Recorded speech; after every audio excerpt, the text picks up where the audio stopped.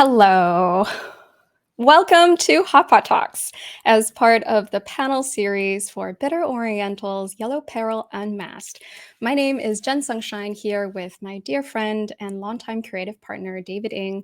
Together, we are the co-artistic directors of Love Intersections, a media arts collective that produces intersectional and intergenerational film and artwork from underrepresented communities. We're also founding members of the Vancouver Artists Labor Union Co-Operative, also known as VALU CO-OP, which is an artist-run worker cooperative whose goal is to provide flexible living wage income to artists. Before we begin, we want to acknowledge that we are gathered here today from the unceded and ancestral territories of the Musqueam, Squamish, and Tsleil-Waututh Nations. Part of our work as labor activists and queer artists on unceded territories means working in solidarity with ongoing Indigenous struggles for sovereignty, decolonization, reparations, and land back. Hot Pot Talks emerged during the pandemic from our collaboration with the Lim Association in Chinatown, historically a neighborhood of Chinese railroad laborers who were brought to settle Indigenous territories as part of the ongoing Colonial project. Oh, David, you are muted. Of course I am. Thanks, Jen. So why Hot Pot Talks? So as Jen mentioned, Value Co-op has a studio in the Lim Sai Hor Khao Mok Association building. And when we were invited to lease that studio, we had really long conversations as a cooperative, thinking about, the roles that artists have played, sometimes not so good in the neighborhood. We're thinking about things like gentrification. And so when we signed the lease to the studio, we were very intentional about building reciprocal relationships with the association and with the neighborhood. So over the past few years, I'm actually very excited. This is the first time we're actually announcing it or revealing it. We've been digitizing their archives and building the association a website, which I'm going to now drop a link in the chat because I'm very proud. Thank you to Benji and Jen for doing the legwork for the website. But yeah, it's finally up. So it's been 2 years in the making.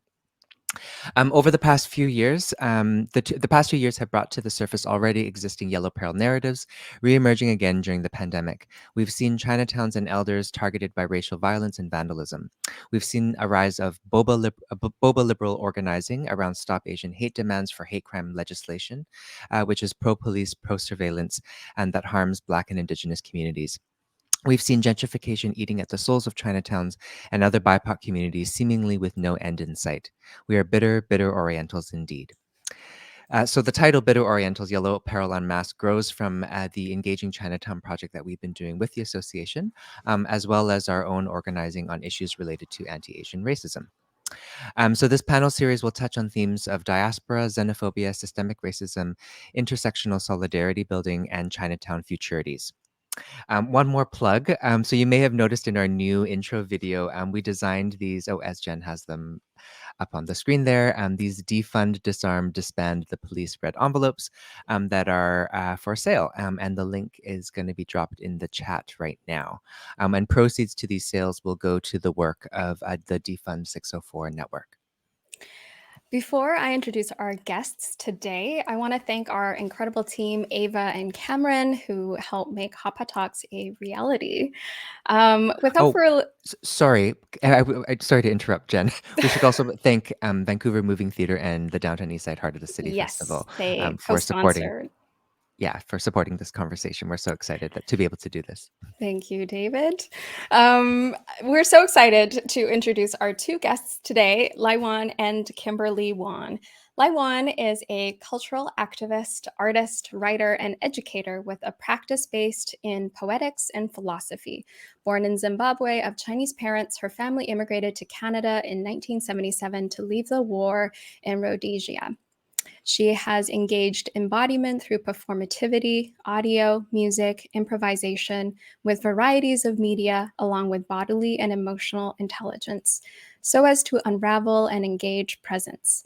Recent public commissions have also enabled her to focus on issues of urban development, touching on poetics and philosophic themes related to current questions of environment and the built cityscape of Vancouver. Her project, How Water Remembers, explores a return of mudflat inhabitants in Chinatown, continues in phase 2 with public engagement through 2022. She currently has an exhibition work from 1980 to 2000 at the Morris and Helen Belkin Gallery at UBC. Kimberley Wong, Huang Zhuangci, she, they, is a queer Cantonese femme whose work mirrors the intersections of her identity. Kimberly is the Race and Equity Program Manager with Hua Foundation and served from 2019 to 2021 as co-chair of the City of Vancouver's Chinatown Legacy Stewardship Group. Welcome, LAIWAN and Kimberly. Hi, both. Kimberly, I really tried. I was like, I'm gonna say Kimberly's name in Mandarin, and then I stumbled through the words, but I still tried. I literally stumbled through it myself, which is why I just put it in writing. But thank you, I appreciate it. I was like, I have to honor it because she wrote it, so I gotta speak it. I thought, what about to kick off this conversation? How do you guys know each other, Kimberly and LAIWAN? It was magic. It's always such a pleasure to work with Kimberly, and I think we met before working together at the LSG, the Legacy Stewardship Group, probably at some social or something, but I can't remember the exact date. Maybe Kimberly remembers. I certainly do. I met you, LAIWAN, was actually when you were being given an award at a screening for the Vancouver Queer Film Festival. Mm-hmm. And I was the person who ushered you towards where you had to go up to the stage. Oh!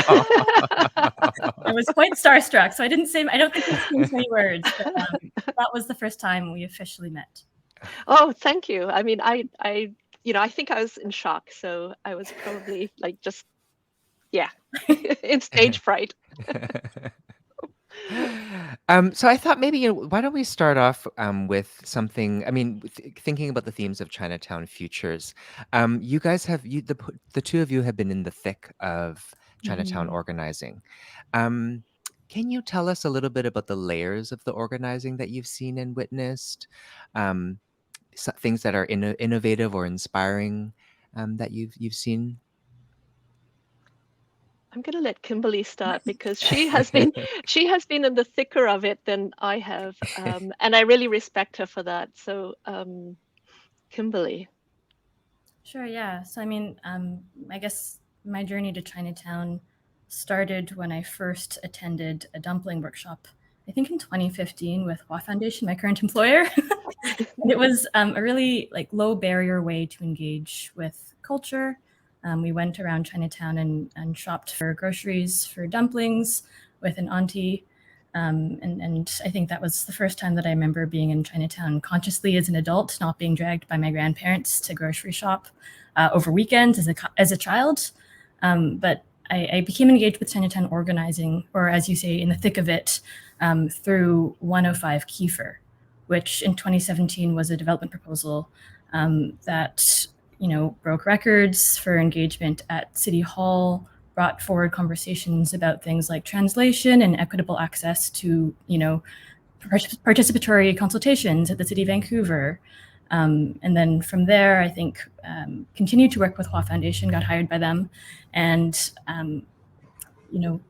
through just because community is like this, decided that I wanted to apply to be a part of the Chinatown Legacy Stewardship Group. There was an open call for folks to apply to be a part of it. So it, includes now over 36 members, including folks like clan or benevolent associations, nonprofit organizations, individuals who are stakeholders in the neighborhood, social service organizations, arts and culture groups, things like that. And I ran to be one of two co-chairs in 2019 and won. So that's how I know I won primarily that work. And have since taken a step back from that role, actually, to reinvestigate the kind of work that I want to do in Chinatown, especially as somebody who came to that space just really, really wanting to connect with my ancestors' spaces, because I'm 5th generation Chinese Canadian and my ancestors were railroad workers. So I think learning more about the trauma that I hold around that space and seeing that from a lens of things like neurodivergency has made me take a step back and take the time to reflect on the powers that be in Chinatown. Yeah, I have great appreciation and gratitude for Kimberly and the work of your generation, because you are so young, entering into positions of great responsibility. So in terms of, say, today, this is 2022 and I'm now 60. And, in terms of activism, I've been an activist in Vancouver since late 80s. In queer activism. And I think that it's such a refreshing thing to see young folks like Kimberly being very brave and entering with a lot of skill and articulation and a lot of background to all the intersectional issues of the day. I think that's a really positive thing in terms of activism today in 2022. Even though the climate is so different from, say, the late 80s, the questions are different, but the urgency is just as great. I remember in the 80s being very worried about Ronald Reagan, and there was reason to be worried about Ronald Reagan. And so everything that we are encountering today is an effect of Ronald Reagan.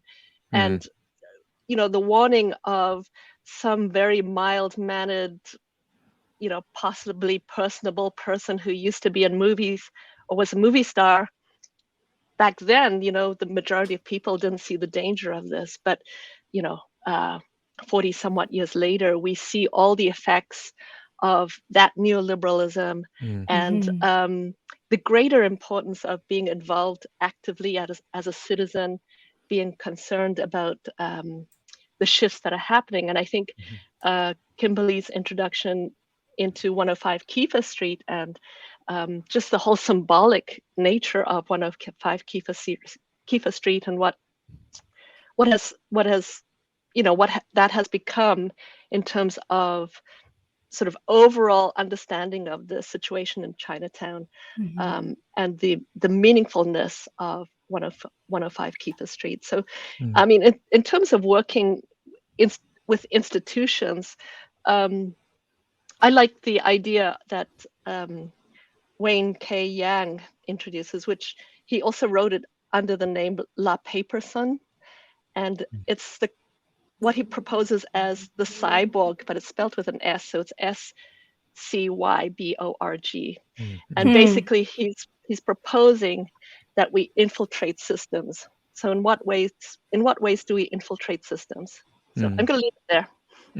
Well, I love that, because I think as queers, we've learned over a long period of time to infiltrate and adapt, in the same way that I think water moves and adapts in spaces and in gaps. As queers, I think we've been doing that for a very, very long time. There was something, I think, LAIWAN, you had, when you're describing Kimberly, there was something that you said that I thought was really interesting about the generation and Kimberly's generation. Kimberly, I feel like our generation and younger, there's so much weight and stress navigating this climate in this stage of capitalism and the world and where it's going. I'm wondering if you can tell us a little bit, because when you and I met, Kimberly, you entered my world in this like environmental justice kind of way, and actually a lot of the lessons that I've learned about climate justice, in fact, were from you. I'm wondering if you can talk a little bit about where you're at in your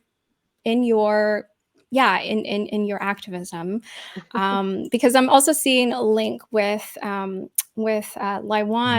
with how water remembers, and LAIWAN's story, which I also want to hear about the heron at the Sun Yat-sen Garden. So I think there's a lot of overlap here with the environment, with the land, with water. So I'm wondering if you can talk a little bit about your philosophies and work. It's a big question. Just had to dive right in.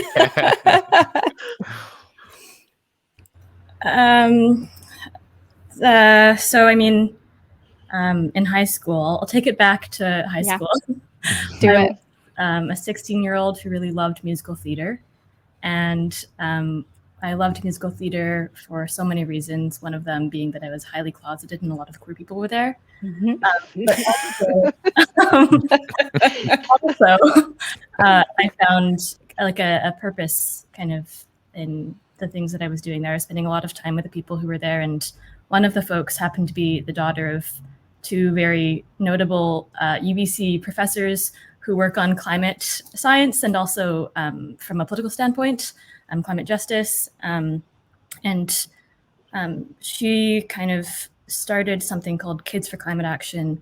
And we started as a group of musical theater nerds who did flash mobs around public spaces, singing about stopping climate change. You know, one of our favorite ones was Climate Change is Coming to Town to the we did it in malls and we had choreography and everything. It was fun, but I think just skipping forward a couple of years in the time that I had invested and spent in that movement at that time, so that was around, I guess, 2013 to around 2015 or 16. Yeah, graduation. I graduated in 2013. Making my sound younger than I am. But so I think I realized that the narratives that were being used in a lot of the campaigns that were spouting things, particularly around China, were extremely xenophobic and xenophobic. And the people that I was, raising these concerns to really didn't listen. And I was, at that point, much younger than I am now, had less understanding of how to navigate these systems or speak up for myself or, understand how I was being tokenized in those spaces.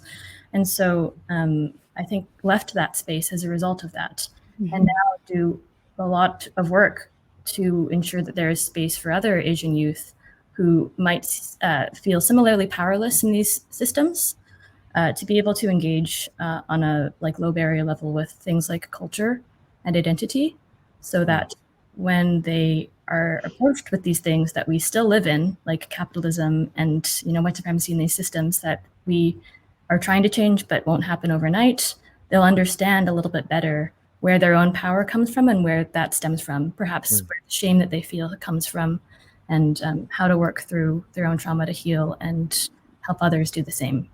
So I think right now that's where my philosophy is. I'm reading this book, for example. I handily have it right next to me, called My Grandmother's Hands, Racialized Trauma and the Pathway to Mending Our Hearts and Bodies. But it talks a lot about how, and I think this relates to our conversations about Chinatown, about how trauma can live in intergenerational ways and in our bodies and manifest in a lot of ways that we don't know and can't recognize in a lot of formats that are dampened by the systems that we live under.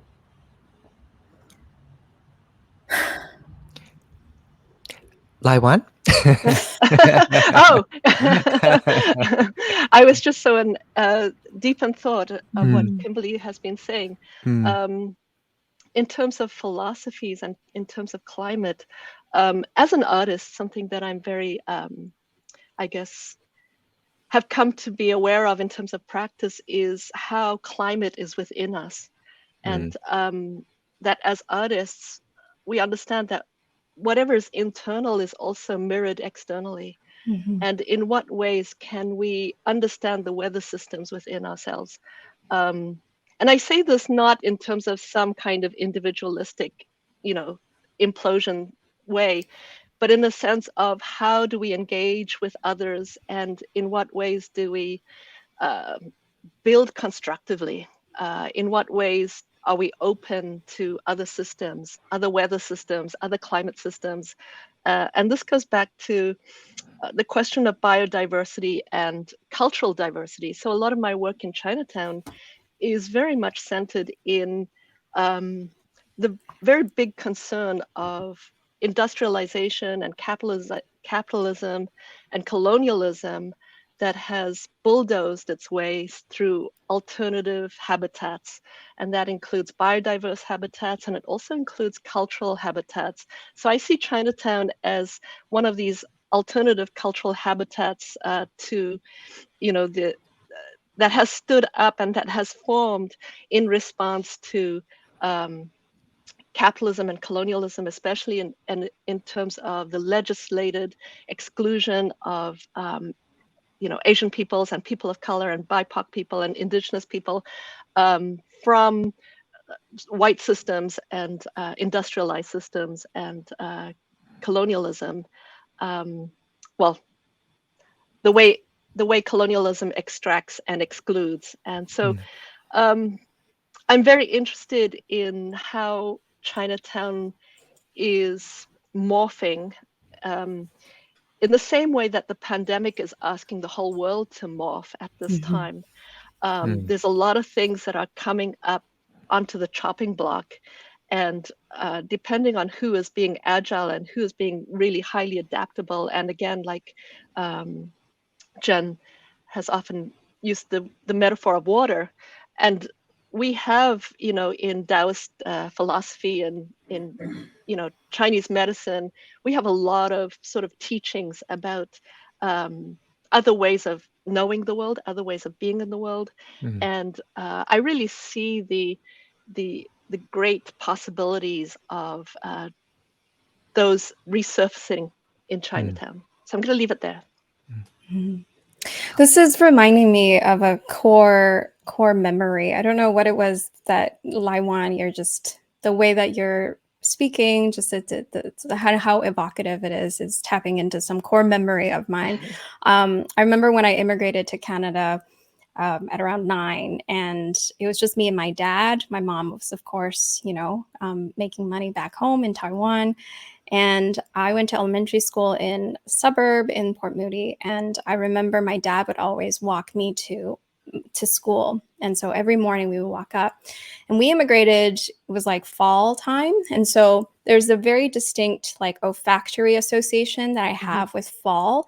And it like brings me all the way back to when I first came to Canada. There's that distinct fall smell, the dampness in the air, the just how wet everything is. And we also lived on a mountain, right?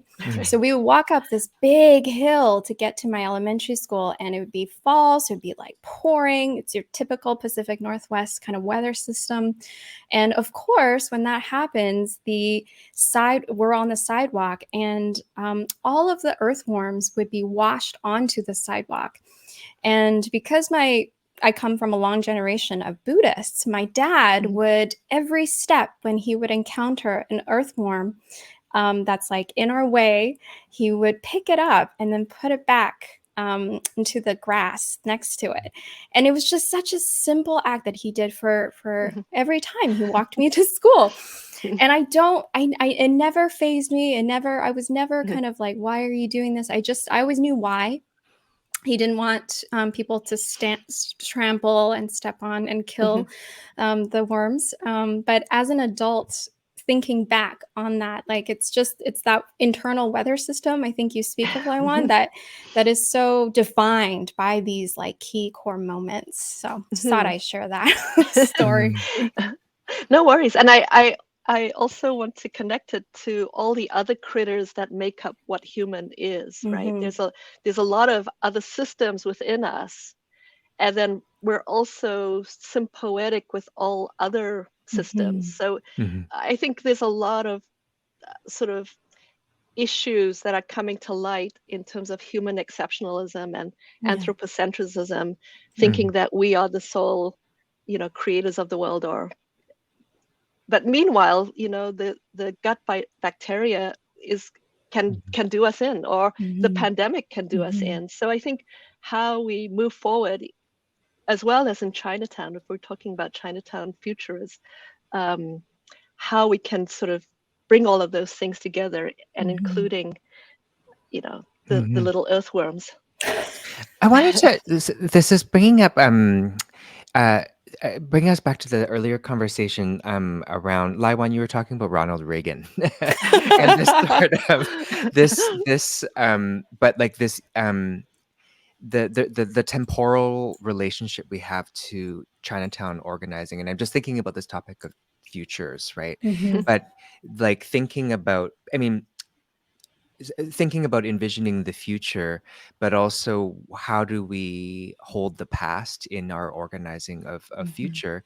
And it's been something that I've been on the very periphery of Chinatown organizing, if I can even say that I was on the periphery for many years until we moved into the VALU co-op studio.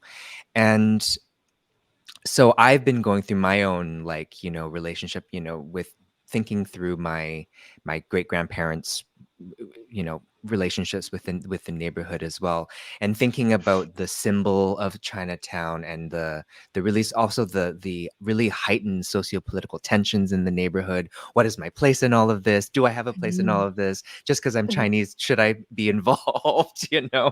And but I'm also reflecting on how Chinatown, and not just Vancouver, Chinatowns, actually all the Chinatowns that I know of, and I don't know of a lot of them, but Montreal, Toronto, Edmonton, also of being like a space where like a lot of really generative organizing, sometimes not so generative, but Mhm. really exciting um, intersections of organizing are also happening as well. Um, I don't have a question formulated about that, but I guess there's I'm where my curiosity is around around um, Chinatown as this as a symbol of the past, of inequality of the past, and what does that hold in terms of our envisioning of the future? Hmm. Kimberly, would you like to go? Yeah, I mean, I'm just thinking about like back to the earlier conversation as well, how we've each come to Chinatown. What I often help when I'm speaking to youth that we engage with, we often draw them towards history first. And of course, history is told in a biased way because historians are not unbiased. But, you know, no community is a monolith, and certainly not Chinatown. And I also want to comment that Chinatown itself is a term that was dictated not by the community, but by British colonial officers. So, it's a very notable term that associates what they perceived, which is majority Chinese men in a segregated area, and what it actually was. And like from Vancouver, Chinatown's conception, really, white supremacist power tactics have been used to divide and conquer it. Mhm. So when Southern Chinese laborers started to immigrate, or we brought over as laborers for the railroad and other nearby industry, they were placed in the marsh that used to be named Squatchise, as Jen said in the beginning, that we now know as Chinatown. So Chinatown and its inhabitants have been placed by the British there and were divided, like other racialized groups, into a distinct set of borders that dictated where and how they could exist. And in essence, because these communities had to fight for their existence, including the right to practice cultural traditions like making barbecue meats, which still technically goes against Canadian food safety. As a community, they were like from their conception placed in competition with other racialized communities that have also been sectioned to neighborhoods for them by white supremacy and its policies. So this, in all facets of work in Chinatown and beyond, has resulted in a sort of scarcity narrative. Mhm. There are a set amount of resources for our communities, and therefore we must be in competition with one another. Whether it's land or project grants, and that includes like inter-community competition as well, so infighting. Yeah. And all the while, this is really just white supremacy working the way it's supposed to keep racialized communities who combined are a threat to its power, and it's meant to keep us under its control, to be more easily manipulated to its favor. Divide and conquer. Exactly. Yeah. Yeah, I was going to say divide and conquer as well, but their bureaucracy and colonial bureaucracy was created to, not empower us, and in some ways, we've been able to break through some bureaucracies and say, for example, are allowed to buy a house now, which in the early days you weren't allowed to buy a house as a Chinese person. But But in terms of the speed at which sort of action is taken against, bylaws that we might break compared to bylaws that, a white person or like a trucker barbecuing a pig on the streets of Ottawa today, there still nothing has happened to them, right? So we understand, we're getting a better sense of our place within each of these cities, what our limitations are. And so when you talk about the tensions and the heightened sort of activism that's happening, on some levels, that's because of the urgency. And some of that urgency is this acceleration of Reaganomics, neoliberalism, gentrification that has really targeted places like Chinatown, because they were, on another level, I think of Hastings Street and how Hastings Street for years was just neglected, and Chinatown for years was neglected. And I think sometimes these are strategies to deliberately impoverish certain neighborhoods so that they can be gentrified, right? And artists as well. And we have to be very careful to not just go in there because there's cheap studios or, there's possibility for us to make art there. And so the question of what is our roles, and this idea of Chineseness for me is highly complex and highly problematic, because I was raised in apartheid Rhodesia, and there was legislated systems for colored people, and what you were allowed to do and what you weren't allowed to do. And so a lot of my analysis and criticism is in relation to systems, and what are the systems doing, and what do they want in this moment. So a lot of the challenge and why the accelerated activism that's happening, say in particularly the last 5 years in Chinatown, is because if we don't act now, Chinatown's really going to go. And I think we're seeing this across North America, and it's because of gentrification wants to be everywhere. And so it goes back to which habitats are we protecting? And so I think that, as a Chinese person in Chinatown, I don't have a greater right to be active in Chinatown than anybody else. But in terms of the alliances and the solidarity and the belief in sort of all those intangible heritages that multiple peoples practiced in Chinatown are a form of resistance to the much larger systems of gentrification that wants to bulldoze everything to look the same and to be totally, really expensive, unaffordable, and look all the same, and probably badly built. So any kind of protection we can have to create alternative communities that are built on care, that are built on working through traumas and intergenerational traumas, and doing that respectfully within what I'm calling the ghetto or the village that we currently call Chinatown. It reminds me, Kimberly, when we had our our chat conversation, we were talking about we were talking about displacement in the neighborhood and in the broader community. Can you tell me a little bit more about that?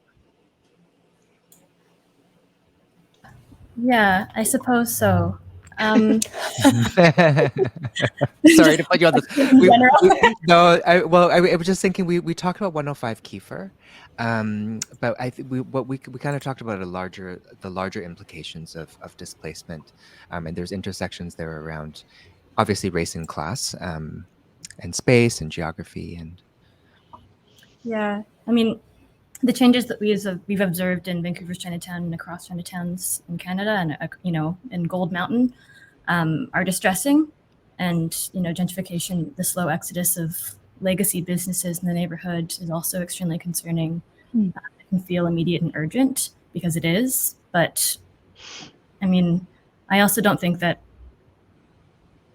for example, directing our immediate hate and anger towards like white-owned small businesses who are gentrifying the neighborhood, or dangly earringed young white queer shop will solve this problem, Right. which is often what happens. They're there and they're not going anywhere, and directing our anger towards them also doesn't get to the root of why legacy businesses are shutting down or leaving the neighborhood. I think like a lot of this has to do again with the systems that are designed for white businesses to succeed and racialized businesses to not. Canada as a colonial state prioritizes and makes it easier for particularly white and upper class businesses to succeed, to be open, to be seen as highbrow, to be seen as cool, to access support from the government, which we saw over COVID, for example. And we've seen this in a lot of ways throughout the pandemic. But I think that I'll get to displacement in a second, I swear. Take your time. Preservation, too, in the way that it believes that Chinatown can exist in the 1960s, can be another form of advocating for displacement of people who are also marginalized by systems of oppression. So it's also kind of gatekeeping, because I think that if you look behind the thin veil of people saying they want Chinatown to be like it was in the past, they aren't just saying that they want businesses to thrive again, or that they want to see lots of people visiting with their families again. They're saying that Chinatown used to be pure, used to be explicitly just traditionally Chinese, used to be a place that they could like be served tea by their wives for hours, used to be a place that they could separate from the problems of the downtown east side, and that it used to be easy to forget selective neighbors of ours, undesirable neighbors, quote unquote. And I think they're also saying that anyone new in Chinatown doesn't belong, because when we separate ourselves from the downtown east side, we assert colonial narratives of boundaries, and we gatekeep resources for things that are flashy, like heritage conservation and culture. But like Chinatown has never only existed in the city limits of the neighborhood boundaries, which are quite small. It's always expanded further, because of food systems, different kinds of wealth. So, seeing Chinatown as a part of the downtown east side and advocating for all of the residents as a part of the neighborhood to not be displaced by building things like affordable housing is important to me, and I think is important to community members who are organizing for these kinds of things, because our problems as Chinatown don't exist in a vacuum. It only exist within the boundaries of the neighborhood that the city's designated.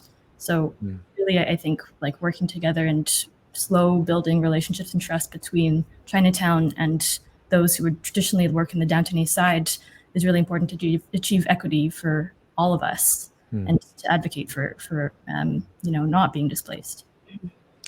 I'm hearing a sort of a running theme between this conversation around there's a level of reciprocity, and also how do we think about the intersections of racial and intersecting oppressions, but also how do we also think about recalibrating our relationships to some of these themes that you're discussing, Kimberly, like around displacement, and other people's lived experiences. Because I'm thinking, Jen, we've been quite harsh on, given when we moved into the neighborhood, we as in VALU Co-op, we were really interrogating artists. We started VALU Co-op because artists are also one of the most precarious employment-wise. They face very, very deep precarity. But I think sort of the as we've kind of discussed before, the sort of getting a studio because it's cheap and having no sort of thinking about a reciprocal relationship to the possibility or the actuality that you displaced someone there is sort of a key or an underlying issue as well. I don't recommend starting a co-op at the start of the pandemic. Oh my God. November, we incorporated November 2019. It was a terrible time. Yeah. I mean, in some ways, in a twisted way, what I'm grateful about when it comes to the pandemic is that it revealed failure. It revealed so many things. It revealed state failure. It revealed all sorts of failures, but it also revealed that the things that we thought were impossible, like conversations around universal income, mutual aid, like those things became possible during the pandemic. So in some ways we're still in it, I think. So I'm not sure where I'm going with this, but. Yeah, I think that places like Chinatown, perhaps the origins of it had sort of informal forms of barter, mutual aid, looking after your neighbor. Perhaps there were other dramas that were not that were not necessarily constructive socially, but on another level, if we want to look at models for how really oppressed people who were forced to live in a ghetto, who were not given resources to build that ghetto, and who, when they succeeded financially, would often get, you know, some injustice would happen where part of their business would be stolen or any of these things. You can see that some of those mutual aid bartering systems, some of those discount, you know, renting of rooms to single workers, etc. Those are really good models to be looking at during the pandemic and post-pandemic, as to how to say that these are values that are really central to Chinatown or to a place like Chinatown, and that Chinatown is not all the stereotypes that you know, and tourism that people have constructed it to be. But going back to displacement, I think that there are larger systemic things that really need to be addressed, but haven't been addressed for decades. And this can be seen in something like, very obviously, like the opioid crisis. So the opioid crisis, I'm still shocked that we're still here. You know, it's like what bureaucracy is not doing what it's meant to do to protect local folks. And it's not just in the downtown east side now, it's spreading into suburbs and everywhere. So there's something very fundamental about being in the downtown east side, which we need to find new systems for.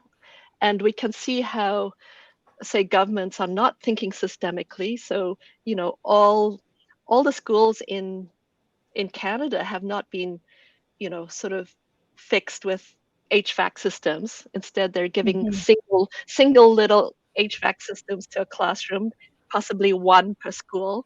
So they're really not thinking systemically, and it's the same with the opioid crisis and the housing crisis.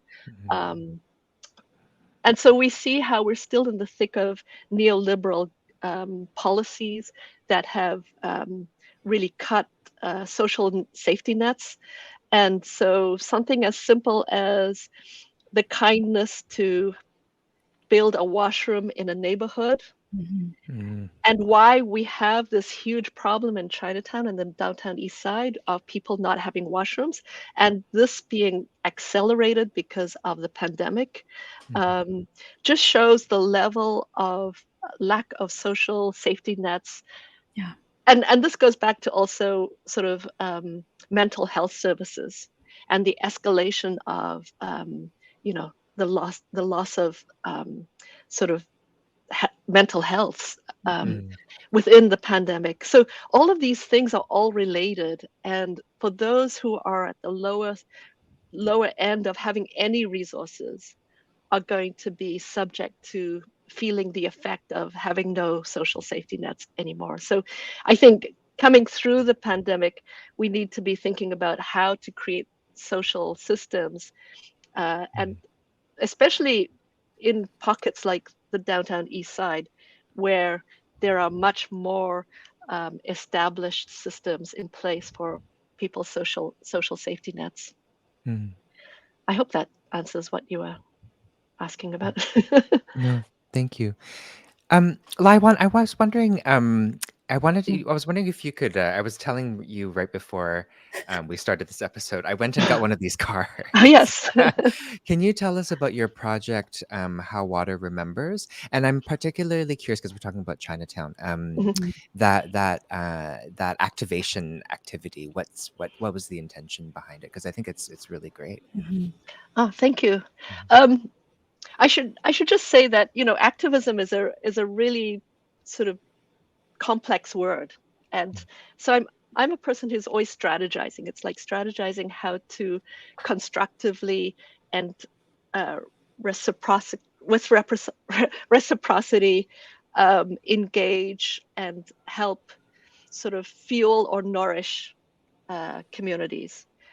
I think socially engaged art practices can be really problematic sometimes. So with How Water Remembers, I was, I've been really interested in the water behind Chinatown for a while. And one thing that we had talked about, I think, was how I was haunted by an image that I found online in about 2013. And I didn't know what this image was. It was an image of water under a bridge, and I didn't know where it was. I just knew it was somewhere in Vancouver. And so that feeling of hauntedness, the feeling that, it's in the body. It's not simply something that I think, oh, this would be a great project to do. Mm. And so when I got a CBC residency for their venue, The Wall, and I asked the media archivist at that time, do you know where this is? And he said, come back in 2 weeks. And he had a video for me when I came back in 2 weeks, and it was the 1956 CBC film called Summer Afternoon, and it follows two little boys on their haphazard adventures in Chinatown. And there was this bridge, and it's right behind the Sun Yat-sen, where the water of the False Creek used to come right up to behind the Sun Yat-sen. So what we know is Andy Livingston Park is actually all used to be water. And the reason why there's, astroturf on those soccer fields is because if there wasn't astroturf, you'd be in mud, right? So how water remembers, I was very interested by, I was interested or inspired by a map that the city of Vancouver had published in relation to sea level rise. And it was of the False Creek waters. And in 100 years, when the sea level rise had risen, the False Creek that comes up behind Chinatown looks like a dragon. So I wanted to create a culturally appropriate work for Chinatown that kind of highlights the intertidal critters that may have once lived behind the Sun Yat-sen Gardens, and maybe, that water that is in the Sun Yat-sen Gardens, maybe it's still connected somehow to the False Creek waters. But when sea level rise happens, there's going to be water back behind the Sun Yat-sen again, or there's going to be intertidal critters possibly coming back. And this is where the heron, there's a great blue heron that's living right now in the Sun Yat-sen Gardens. And she came probably last fall or last summer. I saw her in October. That's the first time that I saw her. She's just astounding. And she has created a home for herself at the Sun Yat-sen Garden. She's still there. And I don't know what she's feeding on, but she's hunting in that water. The koi are no longer there. So there's something that she's feeding on.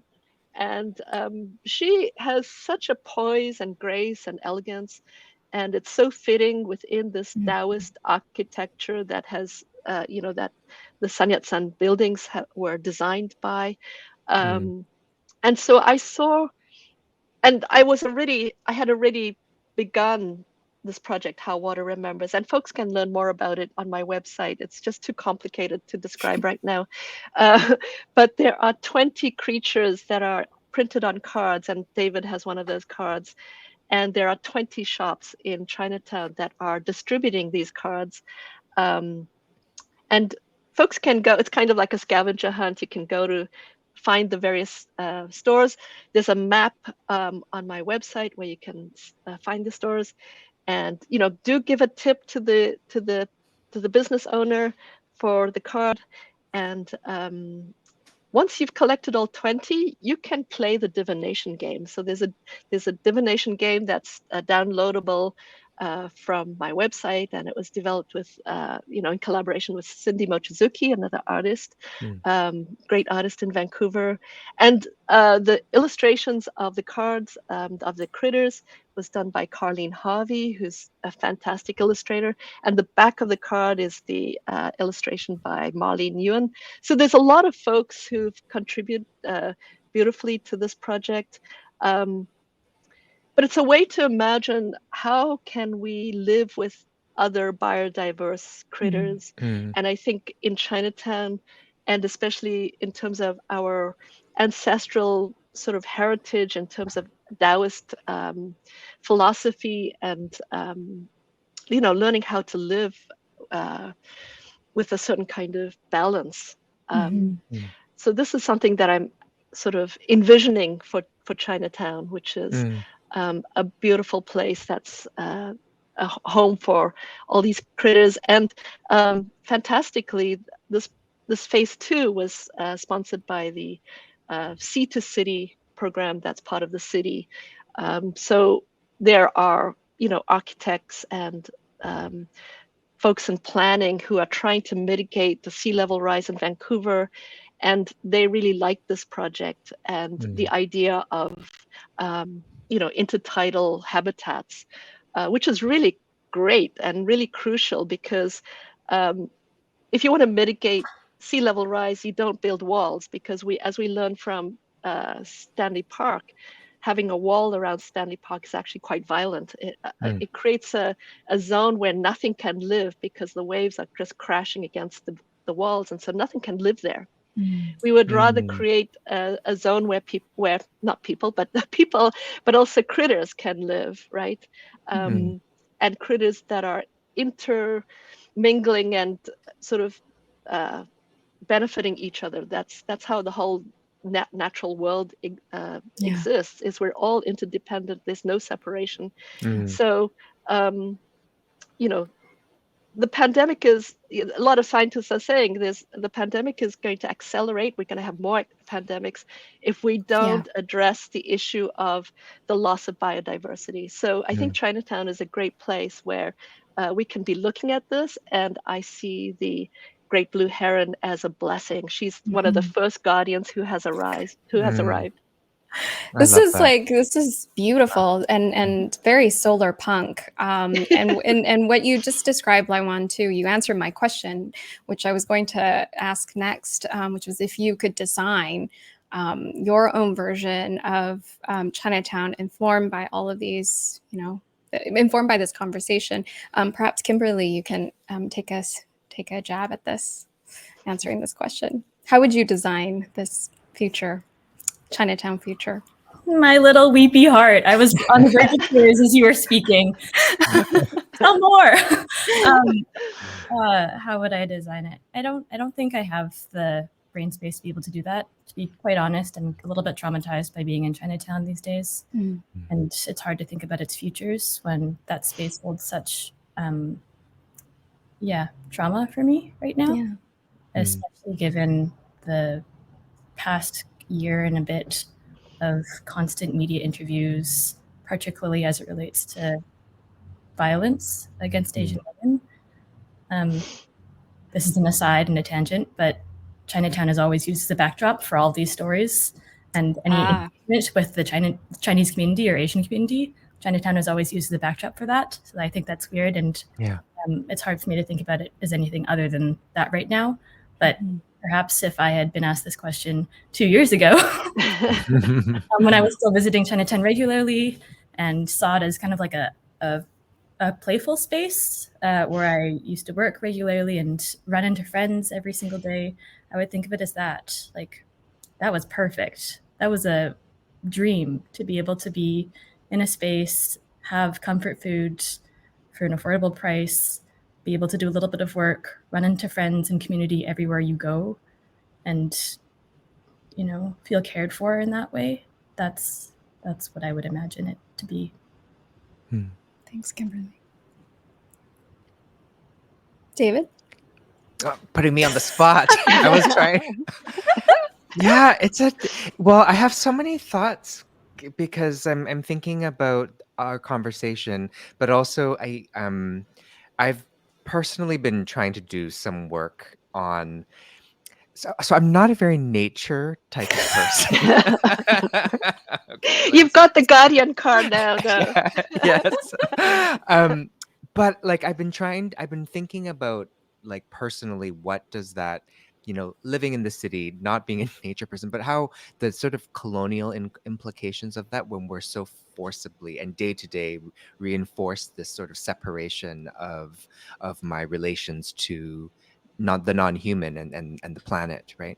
And so I guess that's sort of, I'm thinking about the heron, and I'm thinking about the intertidal zones and what that might look like for a not just for the people in Chinatown and the history, but if we're going to think about the future, what that might look like. So I have this and the solar punk conversation came after we have had a meeting with both of you, and Jen and I went on a retreat recently to Victoria, and that just really triggered our conversation and this idea of solar punk.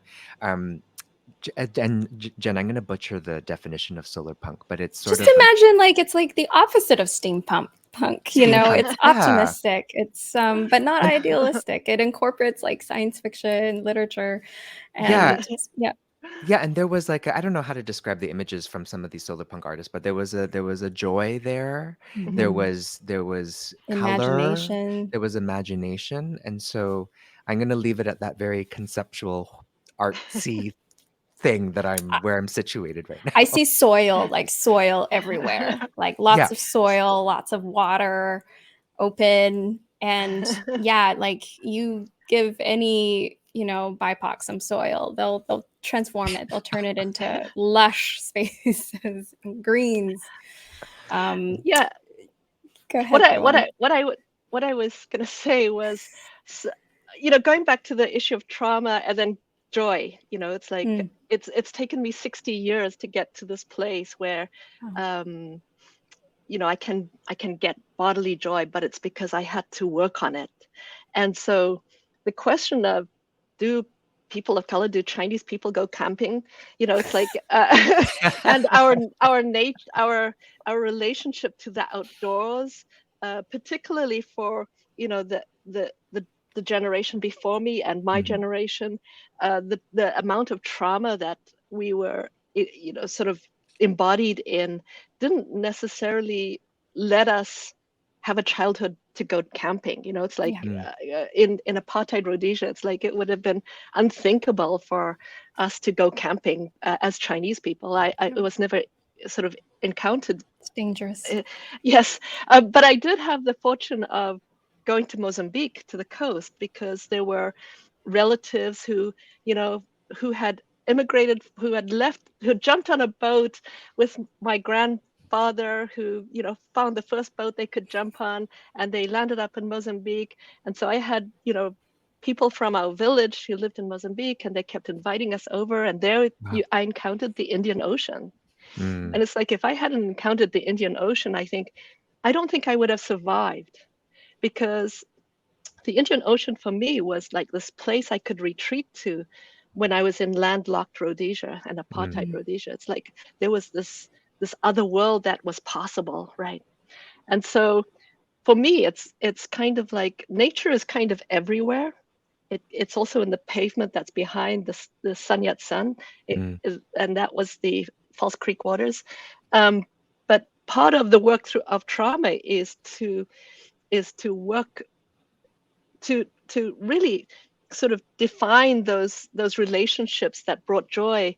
And for me, a really significant one is the Indian Ocean, and just that wildness, and encountering that wildness said to me, I could create this internal wildness within myself, and how do I liberate that internal wildness? So that goes back to the internal climate system that you have inside of you. Thanks, Laiwan. And I think that's a really beautiful way to end this conversation. We are sadly running out of time. This conversation. We should ask the question we ask all our guests, though. Okay, you ask. What is your favorite hot pot ingredient or experience? Well, I will quickly say that I had never heard of hot pot, coming from where I come from. And when I first encountered it, the first thought I had was, wow, this just blows my mind, because everybody puts their food in the same pot. It's like, so there was a model there for me to figure out in terms of communal nourishment. And so that's how I perceive that pot in the middle of the room. But I also see hot pot as like a sexy pot. It's like a hot. That's amazing. Kimberly? Yeah, similarly, I didn't grow up having hot pot, and the first time I did was actually Christmas Eve with my family sometime in the past couple of years, because we're a Cantonese family. We have a lot of congee together, but often don't do hot pot. My favorite thing to eat with, though, is like anything spicy. I have kind of a spice addiction. So anything spicy and like just whole cloves of garlic. That's my favorite. Wow. The raw. Amazing. Sounds good. Yum. Thank you both. Thank you both so much. Don't go away. We're going to say bye to you in just a moment. Let's introduce our next episode. This Friday, we have Tanya. Did we prepare the bio? Yes, you did. Thanks. Tanya Akanaba is a queer and non-binary multidisciplinary artist, musician, and facilitator living on the unceded ancestral territories of the Musqueam, Squamish, and Tsleil-Waututh First Nations. They proudly trace their roots to the land of the Ija and Shona-speaking peoples, colonially known today as Nigeria and Zimbabwe. Tanya's music, shows, and workshops are connected, soulful, and intimate experiences, soaked in a fresh kind of vulnerability that we all hunger for. When Tanya is not on stage or in the studio, you can find them at Ethos Lab, co-creating a vibrant community and facilitating arts-based learning and leadership programs for youth, or organizing with the Defund 604 network in pursuit of the abolition of police, prisons, and the end of state violence and repression. So that's this Friday, the 18th at 5 p.m. Pacific time. Great. Did you want to add anything, Dave? No, just stay tuned for the announcement of the next episodes. You know, as we announced a couple of weeks ago, due to Omicron, we've had to sort of change the way that we're doing Bitter Orientals just because of the we can't do things in person with elders right now. But yeah, stay tuned. There's going to be more episodes announced very soon. Have a wonderful night. Bye.